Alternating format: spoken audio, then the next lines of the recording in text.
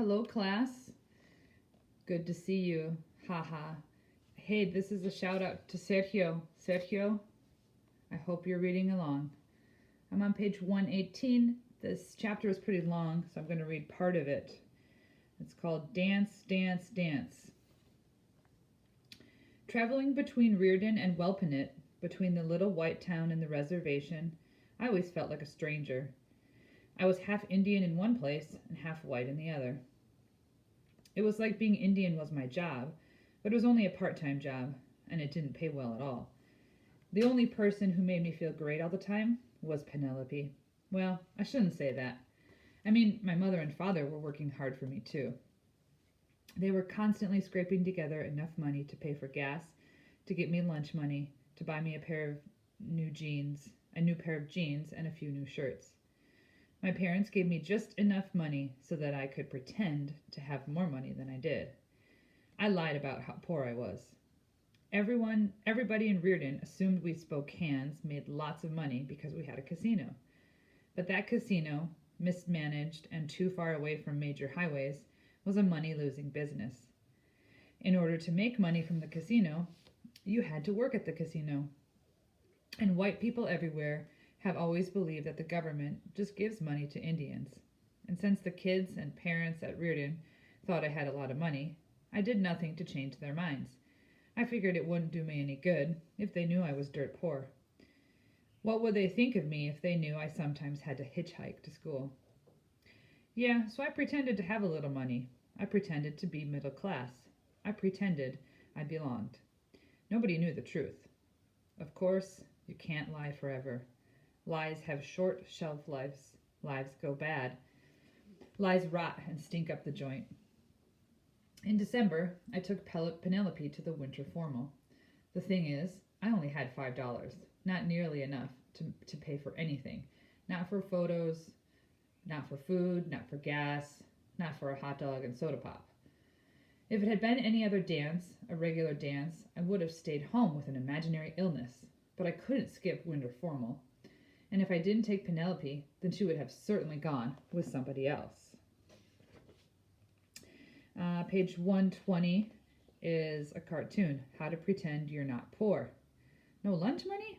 I'm not hungry anyway, even though his stomach is grumbling. Field trip? School dance? Oh, I can't make it. Yeah, I'm really sick. Bake sale? Looks yummy, but Native Americans are allergic to sugar. Everyone has the latest iPod? Yeah, I'm old school. And you can see he's listening to vinyl records. A good all-purpose excuse? There's this Indian ceremony at home. Oh man, we'll miss you. All right, page 121. Because I didn't have any money for gas, and because I couldn't have driven the car if I wanted to, and because I didn't want to double date, I told Penelope I'd meet her at the gym for the dance. She wasn't too happy about that. But the worst thing is that I had to wear one of Dad's old suits. So there you can see the drawing. It says Dad bought this suit in the 1970s. It's a rust-colored polyester suit. It says delightfully scratchy and hot. The tie has polka dots and stripes, and the pants are bell-bottoms, wider at the bottom than at the top. And it says me as an unintentional disco freak. I was worried that people would make fun of me, right? And they probably would have if Penelope hadn't immediately squealed with delight when she first saw me walk into the gym. Oh my God, she yelled for everybody to hear. That suit is so beautiful. It's so retroactive. It's so retroactive that it's radioactive. And every dude in the joint immediately wished he'd worn his father's lame polyester suit. And I imagine that every girl was immediately breathless and horny at the sight of my bell-bottom slacks. So drunk with my sudden power, I pulled off some lame disco dance moves that sent the place into hysterics. Even Roger, the huge dude I'd punched in the face, was suddenly my buddy. Penelope and I were so happy to be alive, and so happy to be alive together, even if we were only a semi-hot item, and we danced every single dance. 19 dances, 19 songs. 12 fast songs, 7 slow ones. 11 country hits, 5 rock songs, 3 hip-hop tunes. It was the best night of my life.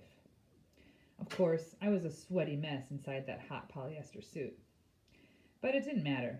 Penelope thought I was beautiful, and so I felt beautiful. And then the dance was over.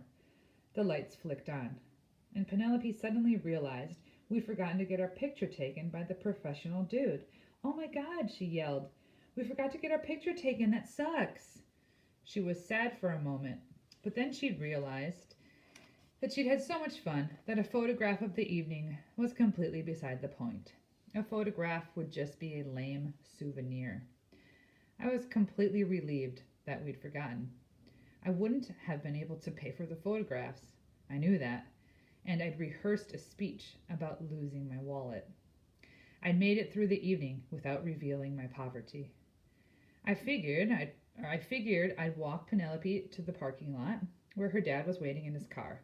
I'd give her a sweet little kiss on the cheek, because her dad would have shot me if I'd given her the tongue while he watched.